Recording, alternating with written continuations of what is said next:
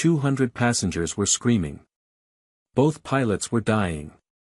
The plane was falling toward the ocean. Then a quiet woman in seat 32C stood up and said 5 words that made hardened soldiers freeze. This is Reaper. I'm flying.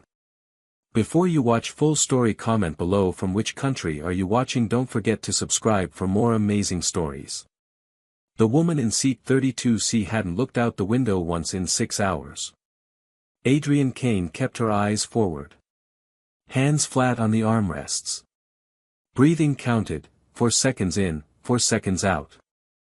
The same technique she'd used before flying into enemy territory where one mistake meant starting a war. Except this was harder. Because in enemy territory, she had control. She had her hands on the stick. She had weapons, countermeasures, 8 years of training and 18 years of experience. Here, at 40,000 feet over the North Atlantic, she was just a passenger. Helpless. Trusting 2 strangers in the cockpit to keep her alive. Her therapist said this flight would be good for her. Face your fears, Adrienne. You can't avoid flying forever. The therapist didn't know that Adrienne had logged 4,000 flight hours in aircraft so advanced their names were classified. That she'd flown 186 missions into places that officially don't exist. That other pilots whispered about her in ready rooms like she was a ghost. The therapist only knew what Adrienne told her, former military, retired early, struggling with commercial flights. The therapist didn't know about the 78 people who died because Adrienne followed orders perfectly and the intelligence was wrong. That was 2 years ago. Adrienne walked away from flying and never looked back. Until today. British Airways Flight 117, London to New York. She'd stared at this ticket for 3 hours before forcing herself to board. Just 8 more hours. Then you never have to do this again. The businessman in 32D was typing furiously on his laptop. The mother in 32A was reading to her 2 children, voices soft and soothing. Normal people doing normal things at 40,000 feet. None of them knew that the quiet woman beside them had once been called the most dangerous pilot in the world. Adrienne closed her eyes and counted breaths. Then everything went wrong. The first sign was subtle. A flight attendant moving too fast through the cabin, smile too tight, eyes too wide. Adrienne noticed. Old training. She'd spent 18 years reading micro-expressions, spotting threats before they developed. Something was wrong. The flight attendant disappeared into the forward galley. 2 more attendants followed, voices low and urgent. Adrienne's pulse quickened. She forced it down. You're a passenger. Not your problem. Let them handle it. But her hands gripped the armrests harder. 10 minutes later, the cabin lights flickered. The smooth flight became unstable, minor corrections, nothing dramatic, but wrong. Adrienne felt the aircraft drift slightly off course. The seatbelt sign illuminated with a sharp ding. Then the intercom crackled. Not the captain's smooth, professional voice. A flight attendant, and she was barely holding it together. Ladies and gentlemen, we're experiencing a medical emergency in the cockpit. Please remain seated with your seatbelts fastened. If there are any qualified pilots aboard the aircraft, please identify yourself to the cabin crew immediately. The cabin exploded. Screaming. Crying.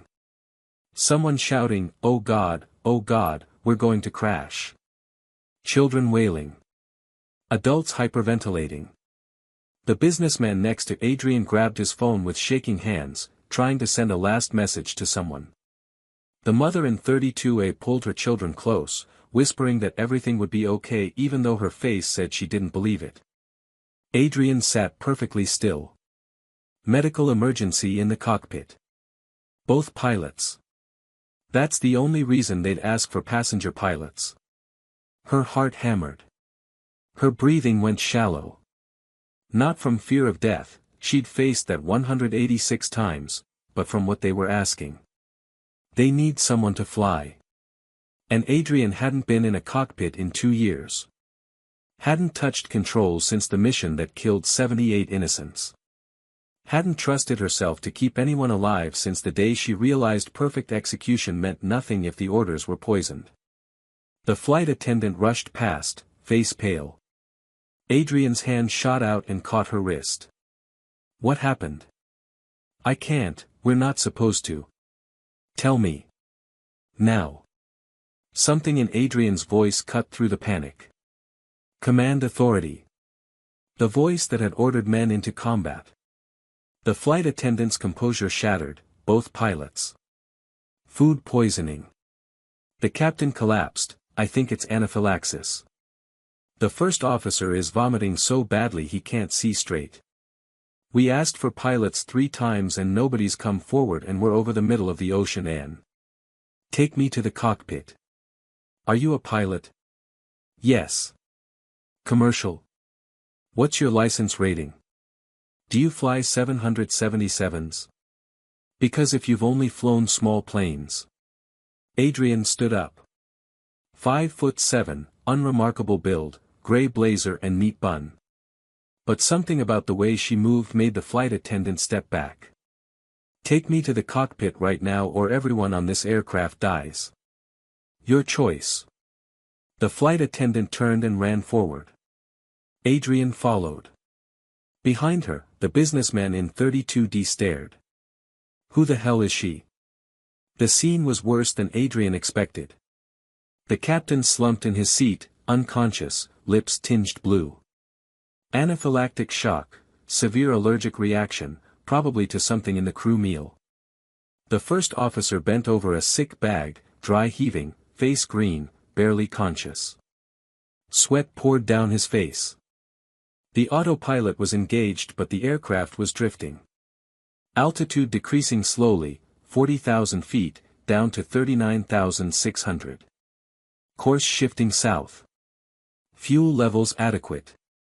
Weather radar showed turbulence ahead. No pilot input. No corrections. In maybe 30 minutes, this aircraft would start dropping toward the ocean. The senior flight attendant, Margaret, name tag said, stood frozen in the doorway. Can you fly this? Adrian scanned the instruments with eyes that had analyzed threats at supersonic speeds. Boeing 777. Twin-engine widebody. Fly-by-wire controls. Glass cockpit. Similar to military transports she'd studied but never flown. I can fly. What's your experience with? I've flown 4,000 hours. Aircraft far more complicated than this. Now get both pilots out of their seats. Who are you? What airline do you? Adrian turned and looked at Margaret with eyes that had stared down enemy fighters in hostile airspace. I'm someone who's flown missions you can't imagine. Now move them or we all die. Margaret and another attendant dragged the captain from his seat. The first officer was semi-conscious, mumbling incoherently. They pulled him out too. Adrian slid into the captain's seat. Her hands found the controls instantly. Muscle memory. 2 years of not flying vanished in a second. Yoke. Throttles. Instrument panel. Everything where it should be. But her hands were shaking. Last time you sat in a cockpit, you killed 78 people. Adrian forced the thought down. Focused on the instruments. Altitude, 39,400 feet, still descending. Airspeed, 480 knots, stable. Fuel, adequate for Shannon, Ireland if they diverted now. Course, drifting 15 degrees off route.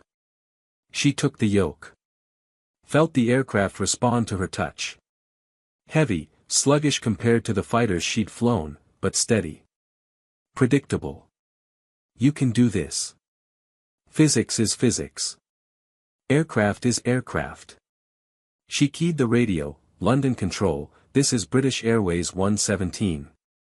I am a passenger assuming control of the aircraft. Both pilots are incapacitated. I need immediate assistance. Silence. Then a stunned voice, British Airways 117, say again. Did you say a passenger is flying? Affirmative. I'm a former military pilot. I can fly this aircraft, but I need information. Nearest suitable diversion airport and current weather conditions. Stand by. The controller's voice was tight with barely controlled panic. Adrian waited. Adjusted course slightly, correcting the drift. The aircraft responded smoothly. Then a new voice cut in, older, authoritative, American accent. British Airways 117, this is Shanwick Oceanic Control, supervisor on duty. Please identify yourself fully and state your qualifications. Adrian hesitated. She hadn't used her military identity in 2 years. Hadn't wanted anyone to know who she was or what she'd done. But 200 people were depending on her. She keyed the mic and spoke the name she'd sworn never to say again. Shanwick Control, this is Colonel Adrian Kane, United States Air Force retired. Call sign Reaper.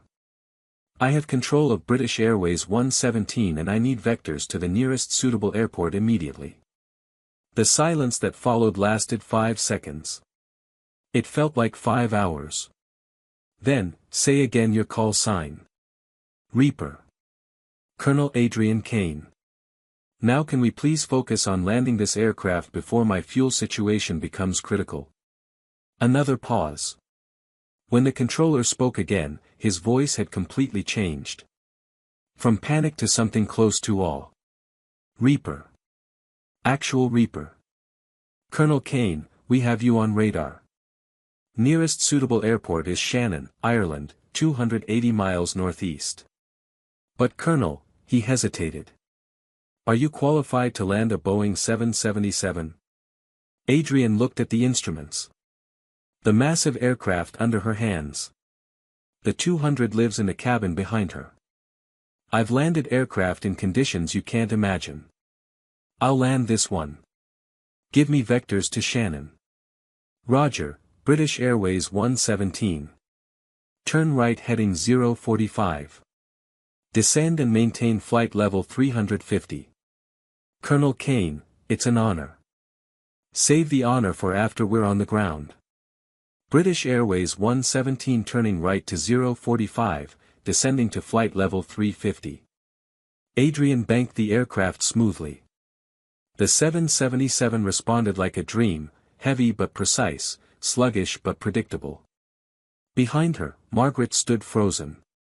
You're Reaper. The Reaper. Right now I'm the only pilot on this aircraft. I need you to inform the passengers that we're diverting to Shannon and that everything is under control. But... Reaper.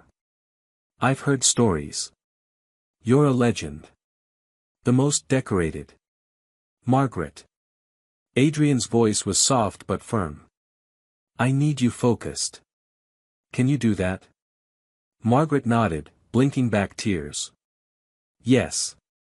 Yes, Colonel. Then go. Keep them calm. When Margaret returned to the cabin, the panic had reached critical levels. People were crying. Praying. Writing goodbye messages on their phones. A man in row 15 was hyperventilating into a paper bag. Margaret grabbed the intercom with shaking hands. Ladies and gentlemen, this is Senior Flight Attendant Margaret Sullivan. I need everyone to listen carefully. We have a qualified pilot in the cockpit. A very experienced military pilot who has taken control of the aircraft. We are diverting to Shannon, Ireland, where we will make an emergency landing. Please remain seated with your seatbelts fastened. Who is it? Someone shouted. How do we know they can fly this plane? Margaret hesitated. Adrian hadn't said she could reveal her identity. But these people deserved to know. The pilot is Colonel Adrian Kane. Call sign Reaper. United States Air Force. For a moment, nothing. Confused faces. Then a man in row 18 stood up slowly. Retired military, based on his posture and the way his eyes went wide. Did you just say Reaper? Yes. Colonel Kane, call sign. Reaper. The man's voice was barely a whisper. "Oh my God. Reaper is on this plane." His wife grabbed his arm. "Who's Reaper?" The man turned to face the cabin, and his voice was steady now. "Reaper is a legend. The most decorated combat pilot in modern military history. She's flown missions that officially never happened. If Reaper says she can land this plane, she can land this plane." Another voice from row 22, a woman, also military bearing. "Reaper flew 186 missions. 0 losses. If she's in that cockpit, we're going to be okay." The panic didn't disappear. But it changed. People stopped screaming. Started watching the cockpit door like it might open and reveal something miraculous. The little girl in 32A looked up at her mother. "Mommy, is the lady going to save us?" The mother glanced at the empty seat beside her, 32C, where Adrian had been sitting. "Yes, baby. I think she is." In the cockpit, Adrian was working through a mental checklist. She'd never flown a Boeing 777 before. Never trained on commercial aircraft at all. Everything she knew was military, fighters, stealth bombers, special operations transports. But the fundamentals were the same. Lift, drag, thrust, weight. Angle of attack. Energy management. She could do this. "You killed 78 people last time." Adrian's hands tightened on the yoke. That was different. The intelligence was wrong. This time, the only variable is you. A calm voice crackled over the radio. "British Airways 117, this is British Airways Training Captain David Harrison. I'm a 777 instructor pilot and I'm going to talk you through the approach and landing. Are you ready to begin?" "Affirmative. I'm ready." "Excellent. Colonel Kane, first question, have you ever flown a commercial aircraft?" "Negative. Military only." "Understood. The 777 is fly-by-wire, so you'll find the controls responsive but heavily automated. What I need you to do first is familiarize yourself with the primary flight display. Do you see the artificial horizon?" "Roger. Artificial horizon centered, altitude 35,000 feet, descending." "Good. Now." A different voice cut in on the military encrypted frequency. A voice Adrian recognized instantly. "Reaper, this is Scepter Actual. Do you copy?" Adrian's blood went cold. Scepter Actual. General Marcus Hale. Her former commanding officer. The man who had ordered her to fly Operation Nightfall. She switched frequencies. "Scepter, this is Reaper. I'm in the middle of an emergency. What do you want?" "Colonel, you need to understand the situation. Your identity is now public. Every news organization in the world is broadcasting that Reaper is flying British Airways 117. That's a massive operational security breach. I'm saving 200 lives. Security can wait. Colonel, there are people in the Pentagon right now debating whether to let you land in Ireland. Your knowledge of classified systems, classified missions, there's an argument being made that you're too dangerous to allow back into any allied country." Adrian's voice went deadly calm. "Are you telling me they'd let 200 people die to protect secrets? I'm telling you to be prepared for complications. And Colonel." His voice softened. "I'm sorry. For Nightfall. For what we asked you to do. You deserved better." The transmission ended. Adrian sat in silence for 5 seconds. Her hands were shaking again.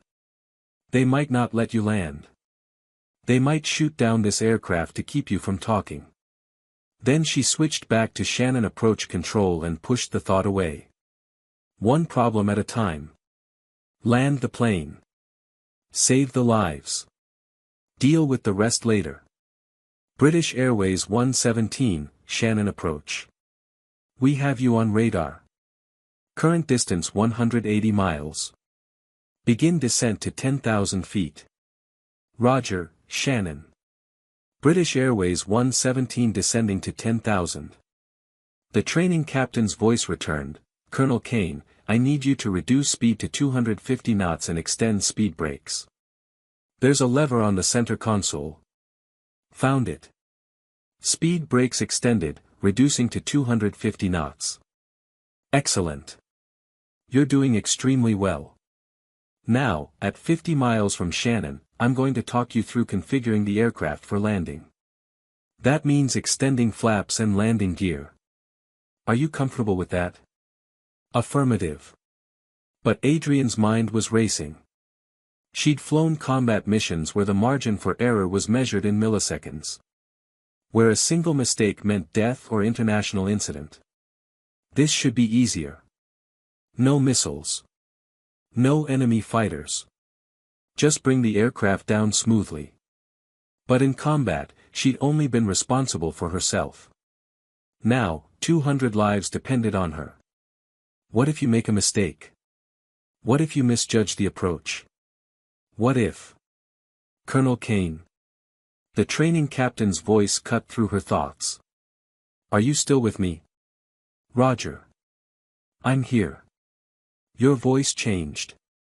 Are you all right? Adrian forced herself to breathe. I haven't flown in 2 years. Last time I was in a cockpit, people died because of my mission. I'm just processing. Silence. Then the training captain spoke, and his voice was gentle. Colonel, I don't know what happened on your last mission. But right now, 200 people are alive because you had the courage to walk into this cockpit. You're doing everything right.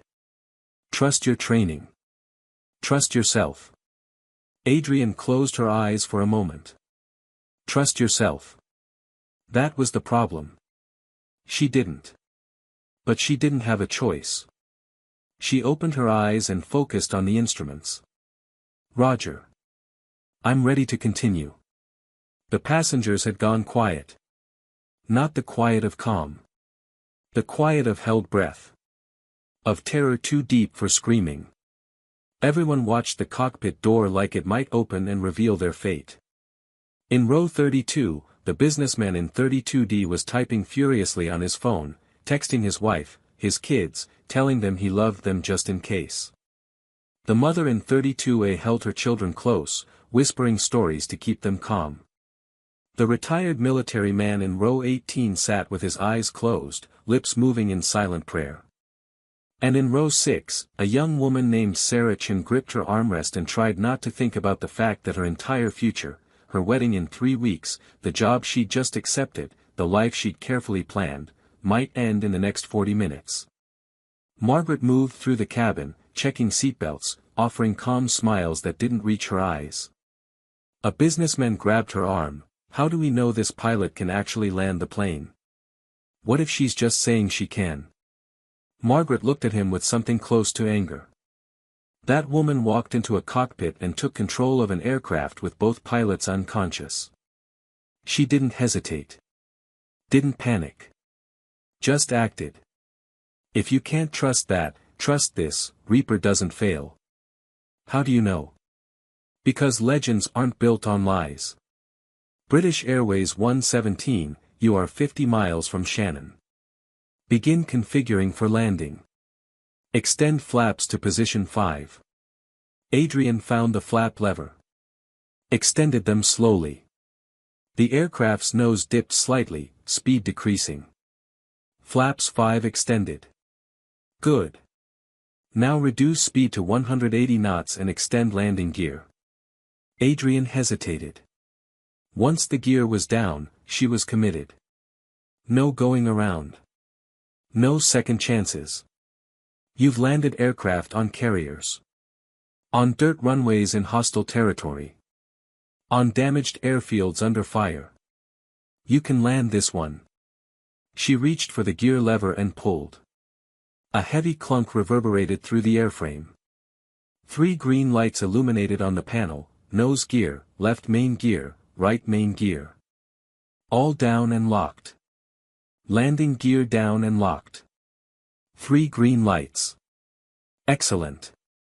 Extend flaps to position 20. Adrian complied.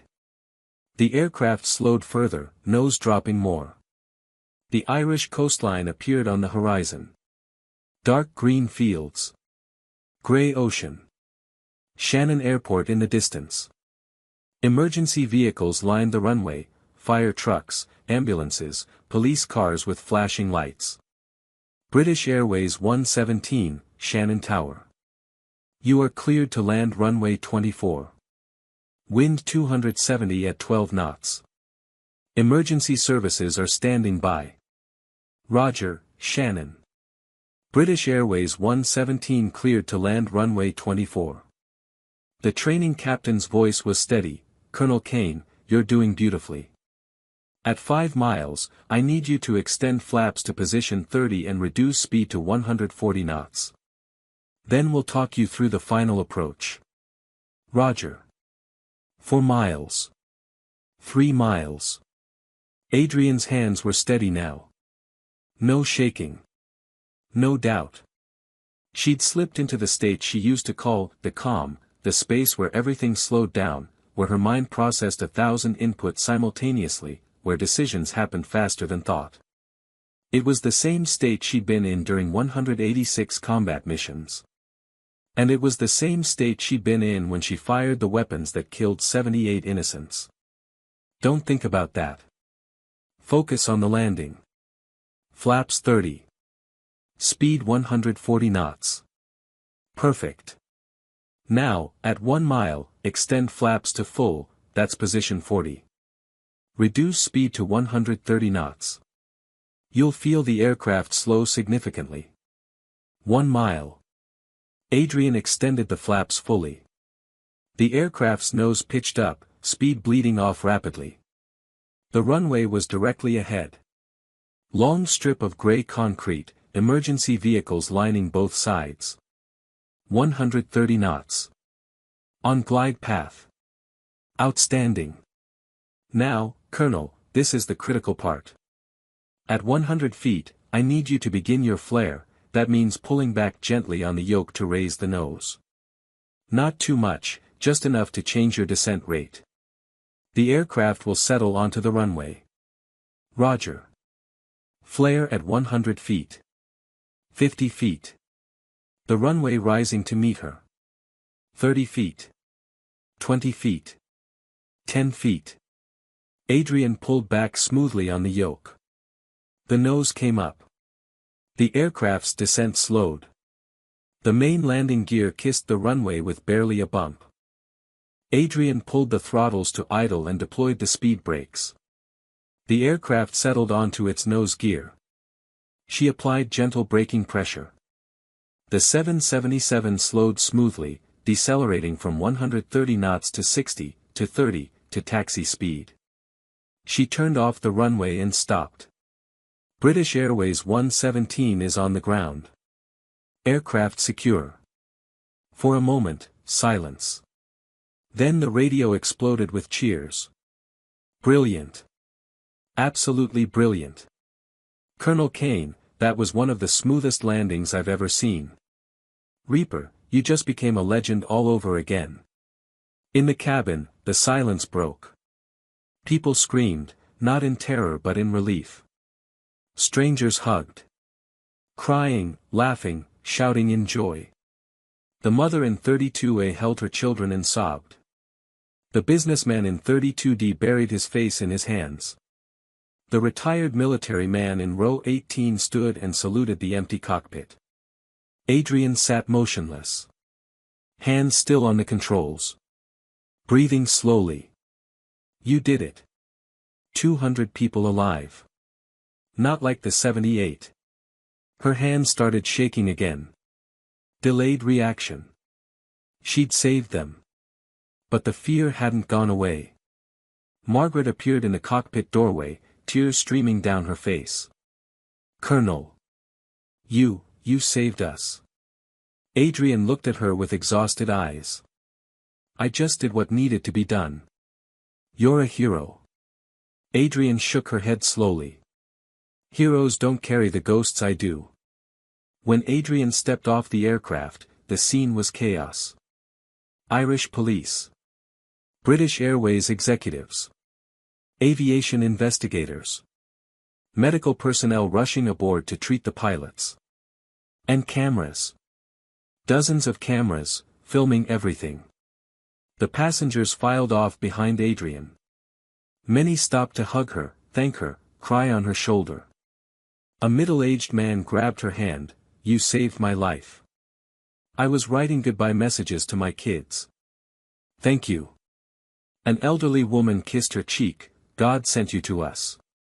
A young man, the businessman from 32D, shook her hand with both of his, unable to speak through his tears. Then a small figure broke through the crowd.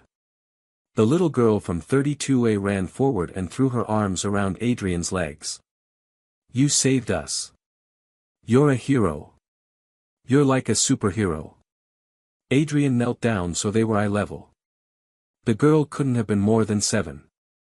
Brown eyes wide with wonder. "I'm not a superhero, sweetheart. I'm just a pilot. My daddy told me you're famous. The best pilot in the whole world." Adrian's throat tightened. "Your daddy is very kind. What's your name?" "Emma." "Well, Emma, you were very brave today. I'm proud of you.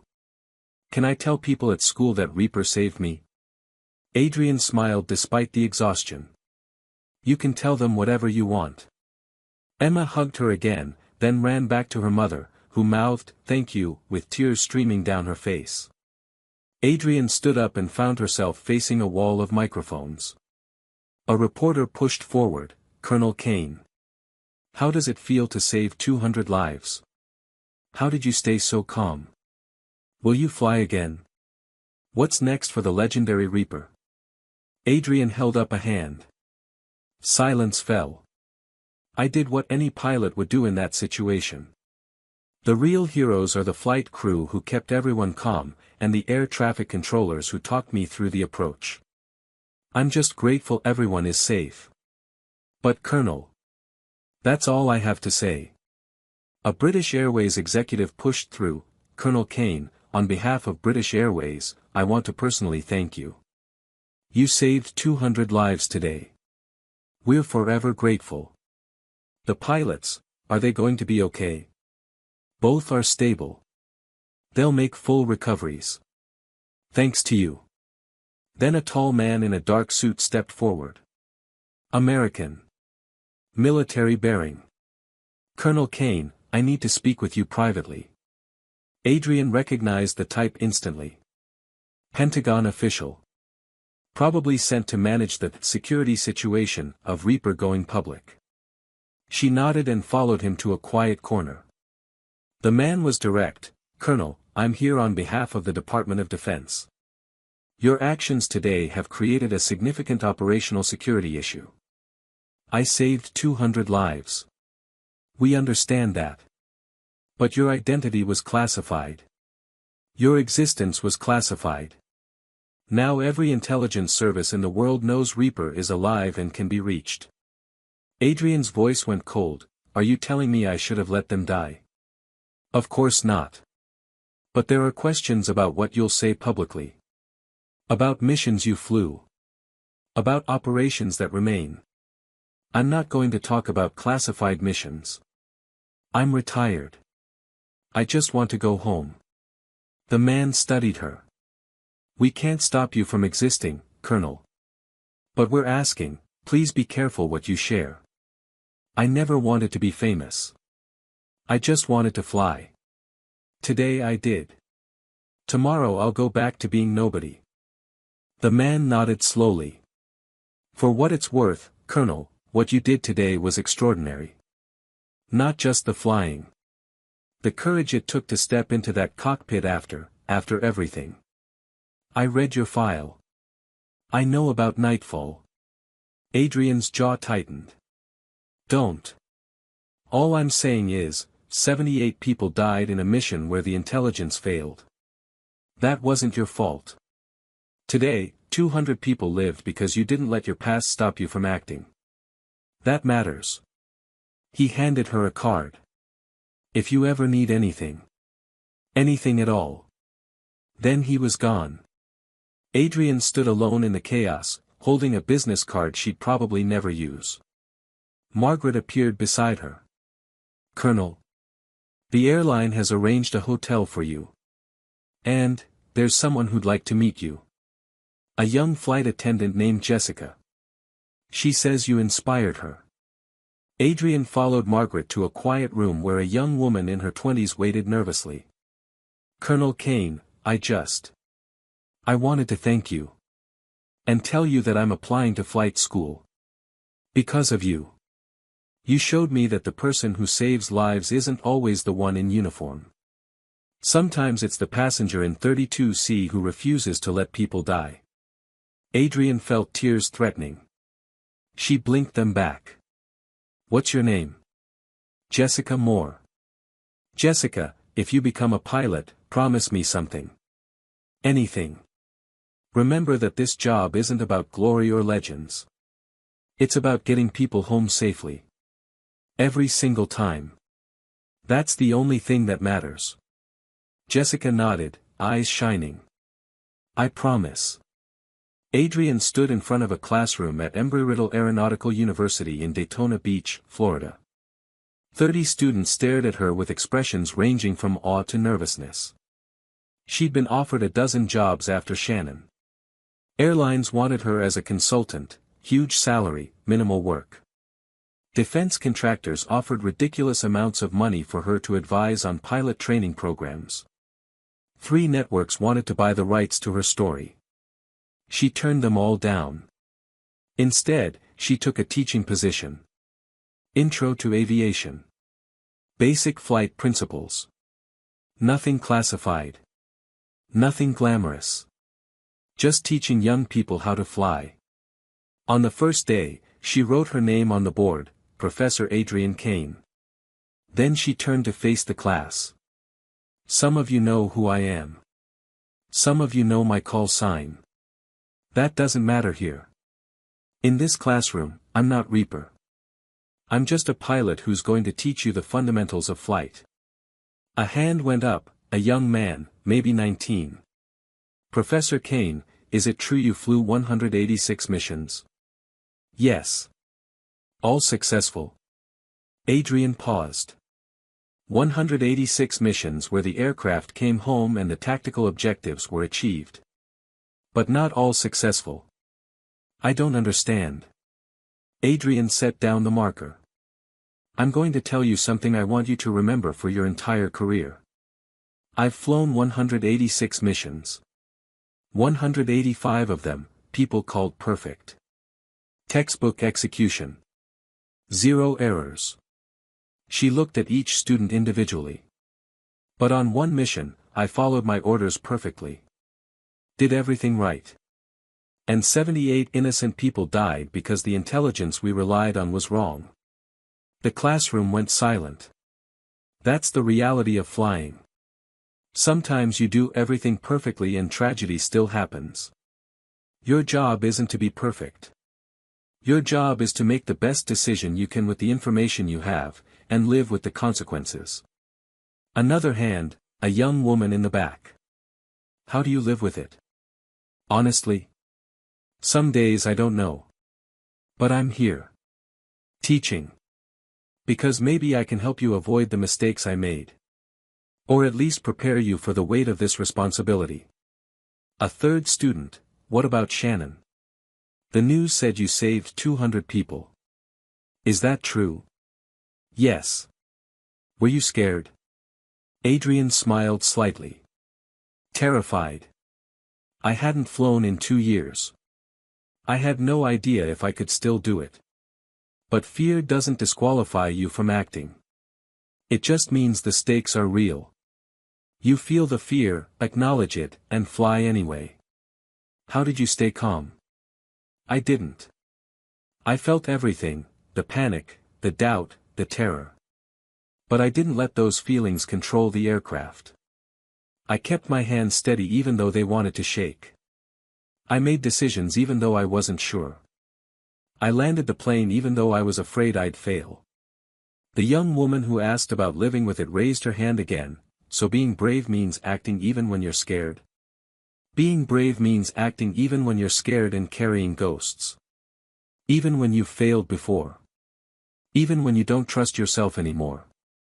You act anyway, because people are depending on you. The class sat in thoughtful silence. Adrian picked up the marker. Now, let's talk about Bernoulli's principle and how wings generate lift. Because before you can save lives, you need to understand why aircraft fly in the first place. Adrian sat in her small office at the university, grading papers, when her email dinged. From Margaret Sullivan. Subject: Thank you, Colonel Kane. I wanted you to know that I've been accepted into flight school. I start training next month. Because of you.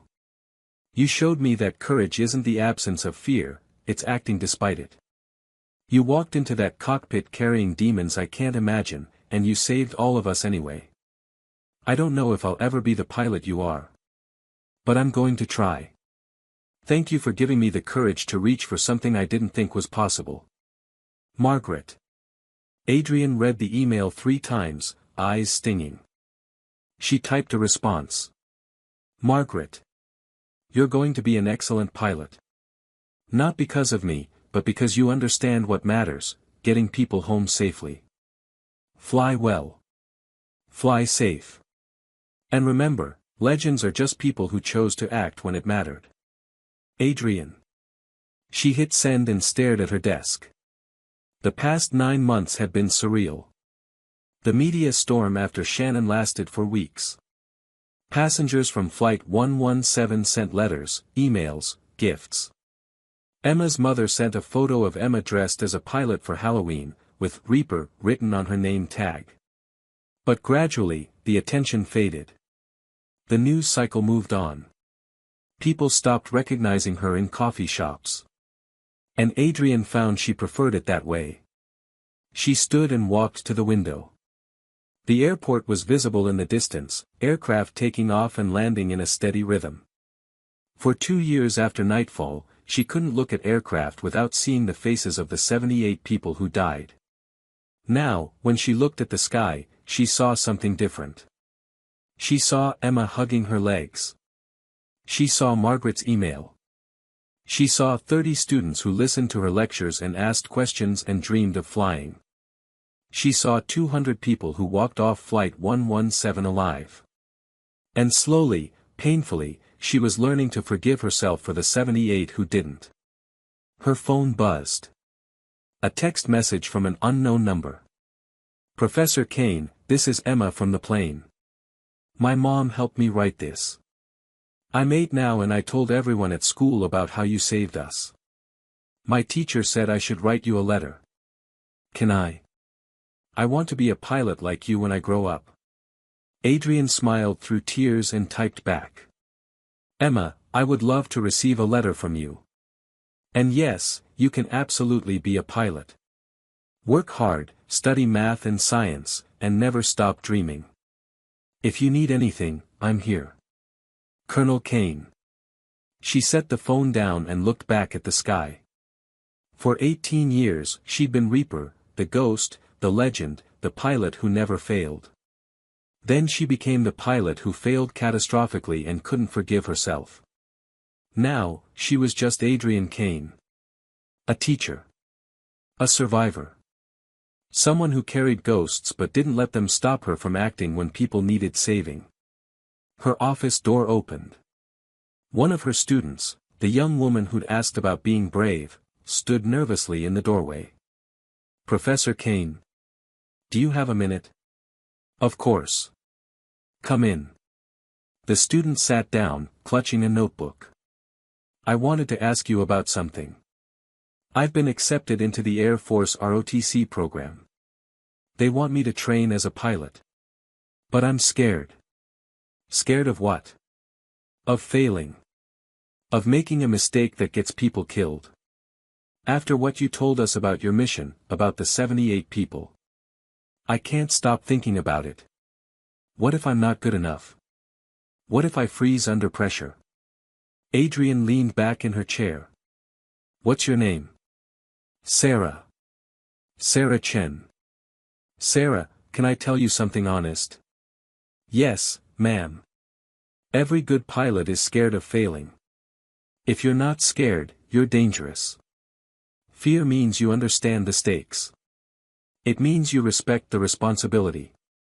But how do you deal with it? You don't eliminate the fear. You fly with it. You make decisions despite it.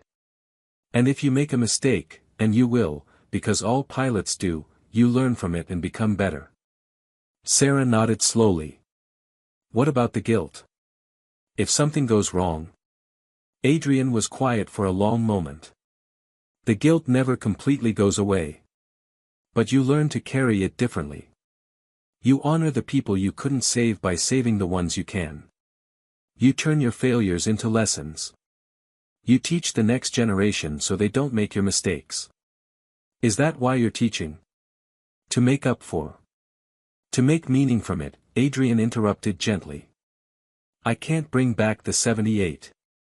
But I can make sure future pilots are better prepared, better trained, better equipped to make hard decisions. That's how I live with it. Sarah's eyes were bright with tears. Thank you, Professor. That helps.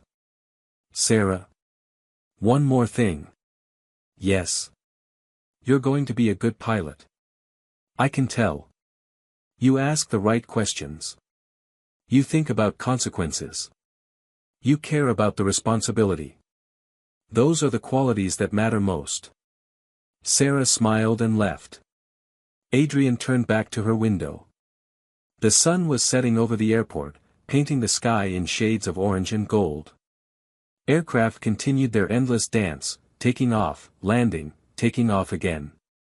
And for the first time in 2 years, Adrian felt peace. The auditorium at Embry-Riddle was packed. Adrian stood backstage, heart pounding, hands shaking.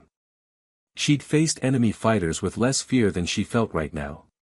But she'd agreed to do this. One speech. One public appearance. Then back to quiet teaching. The university president finished his introduction, and now, please welcome Professor Adrian Kane, call sign Reaper, to deliver this year's commencement address. Thunderous applause.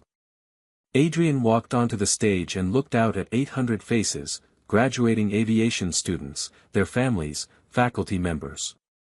She gripped the podium and began. 2 years ago, I was sitting in seat 32C on a commercial flight, having a panic attack. I hadn't flown in years.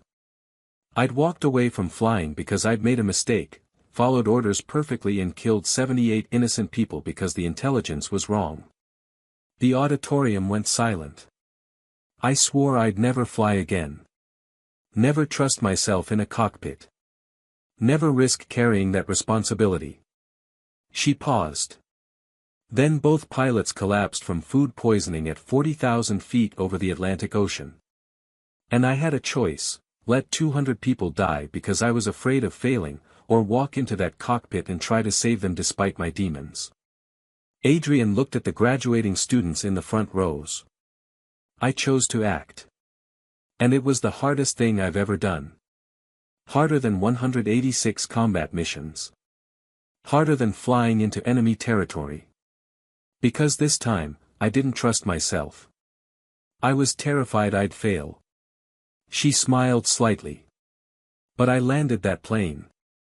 And 200 people went home to their families. Spontaneous applause erupted. Adrian waited for it to die down. I'm telling you this because many of you are about to start careers in aviation. Some as pilots. Some as mechanics, engineers, air traffic controllers, flight attendants. All of you will carry immense responsibility for human lives. She gripped the podium harder. And someday, you will face a moment where everything depends on you. Where you're scared, uncertain, doubting yourself. Where the easy choice is to walk away and let someone else handle it. She looked each graduate in the eye. In that moment, I want you to remember something. Courage isn't the absence of fear. It's not being perfect or fearless or superhuman. Courage is feeling the fear, acknowledging your doubts, carrying your past failures, and acting anyway because people are depending on you. Her voice softened. You will make mistakes. All pilots do. You will have flights that haunt you. Decisions you wish you could remake. Moments you can't forget. She paused. But you will also have moments where you save lives. Where you make the right call under pressure. Where you get people home safely when everything's going wrong.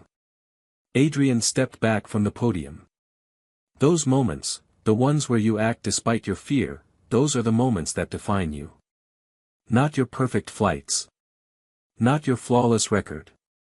The moments where you refuse to give up, refuse to walk away, refuse to let people die because you're afraid. She looked at the entire graduating class. So go fly. Make mistakes and learn from them. Carry your failures and turn them into wisdom. Face your fears and act anyway. And above all, remember why you're flying, to get people home safely. Every single time. The applause was deafening. Students stood. Then their families. Then the entire auditorium. Adrian stood on the stage, overwhelmed, and saw faces in the crowd. Margaret, who'd just completed flight school. Jessica Moore, now a first officer for a regional airline. Emma, sitting with her parents, waving a sign that said, "Reaper is my hero." The retired military man from row 18 of Flight 117, who'd made the trip specifically to see her speak.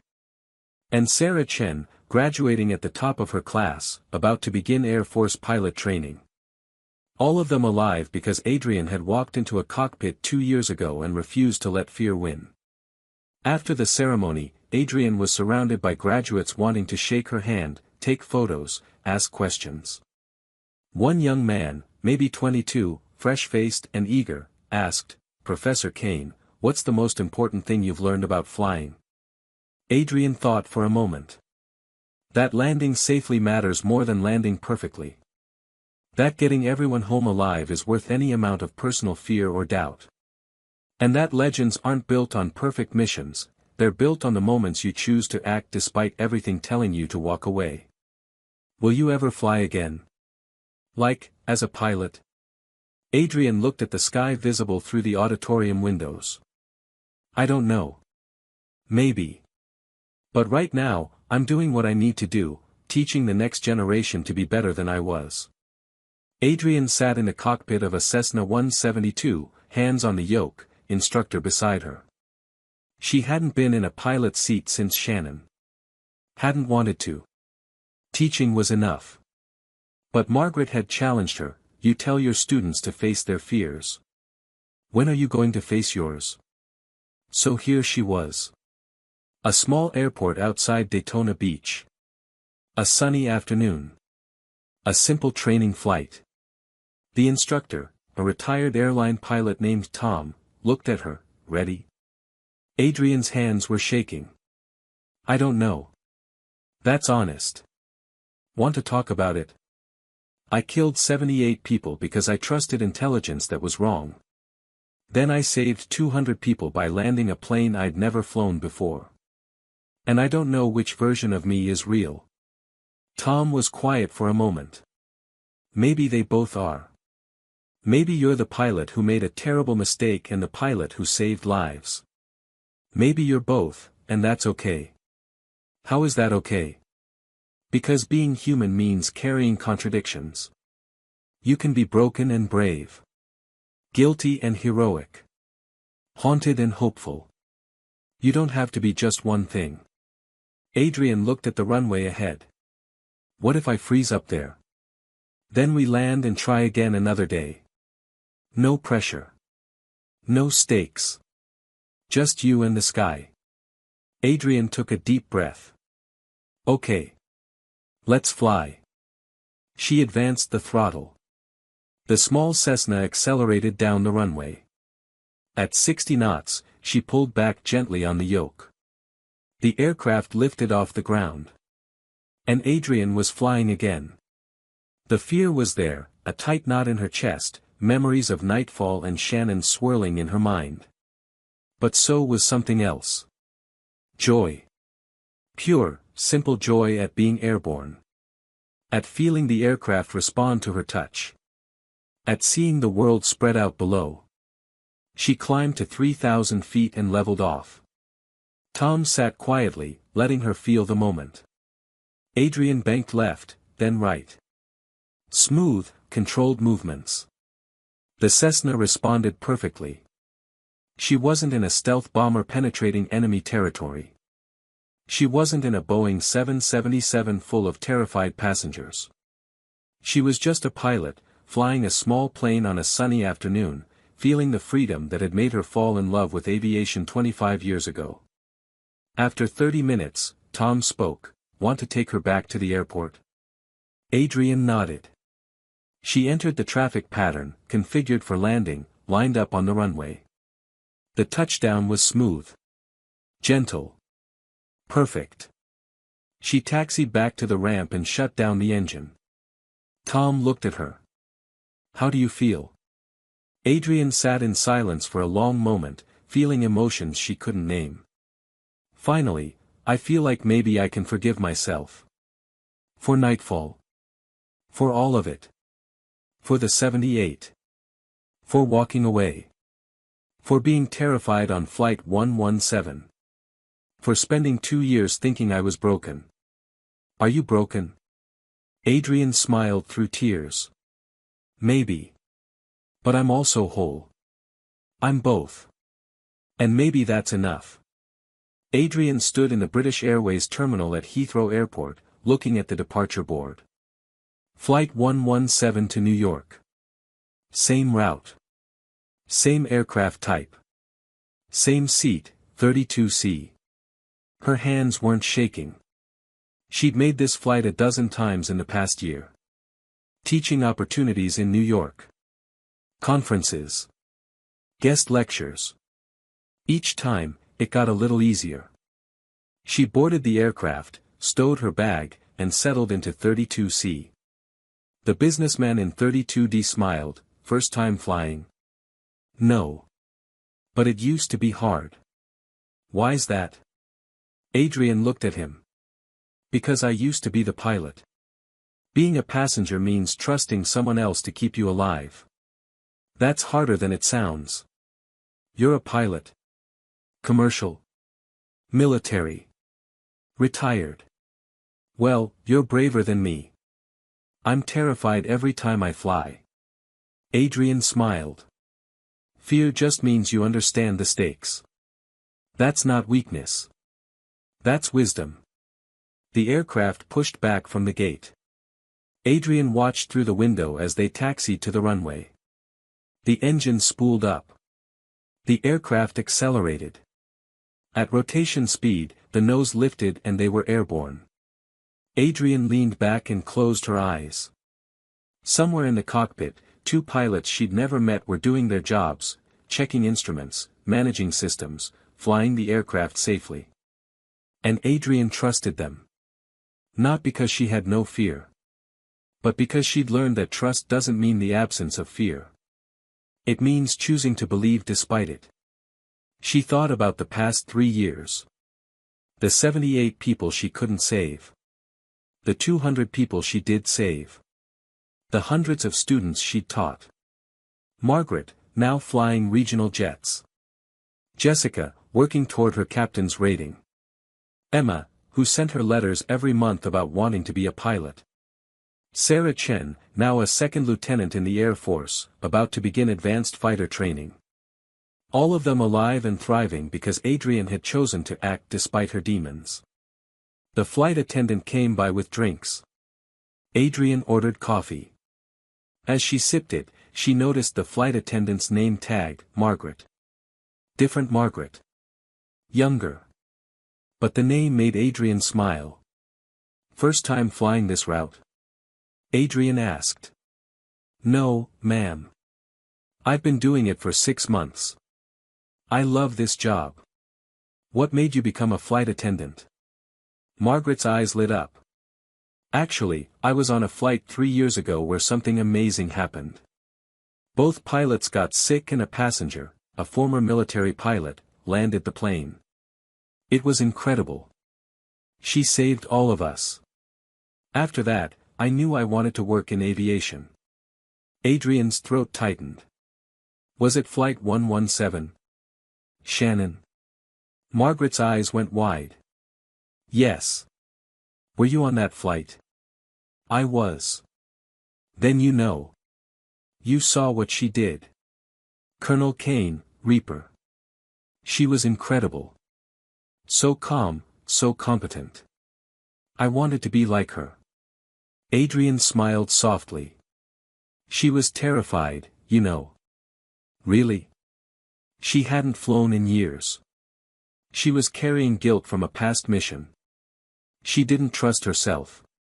But she acted anyway because people needed her.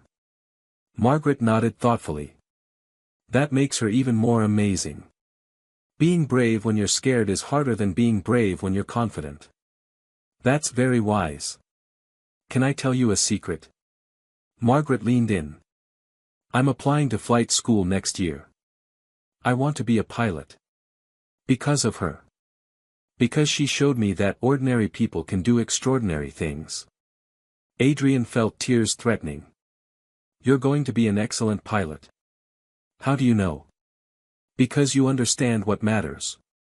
And because you were inspired by someone who learned courage the hard way. Margaret smiled and moved on to the next passenger. Adrian sat back and looked out the window at the clouds below. She'd spent 18 years as Reaper, the legend, the ghost, the pilot who never failed. Then she became the pilot who failed catastrophically and couldn't forgive herself. Then she became the pilot who saved 200 lives by refusing to let fear win. Now, she was just Adrian Kane. Teacher. Survivor. Work in progress. Someone who carried ghosts but didn't let them stop her from living. Someone who made terrible mistakes and extraordinary saves and learned to accept that she was capable of both. Someone who knew that redemption wasn't about erasing the past, it was about choosing to act with courage despite it. The aircraft flew smoothly toward New York.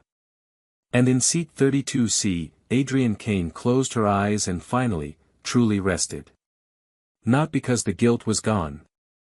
Not because the memories had faded. But because she'd learned to carry them differently. She'd learned that legends aren't built on perfect missions. They're built on the moments you stand up despite your demons and save lives because someone has to and you're the one who can. They're built on teaching the next generation to be braver, wiser, and more compassionate than you were. They're built on the quiet choice to keep trying, keep growing, keep acting with courage even when you're terrified.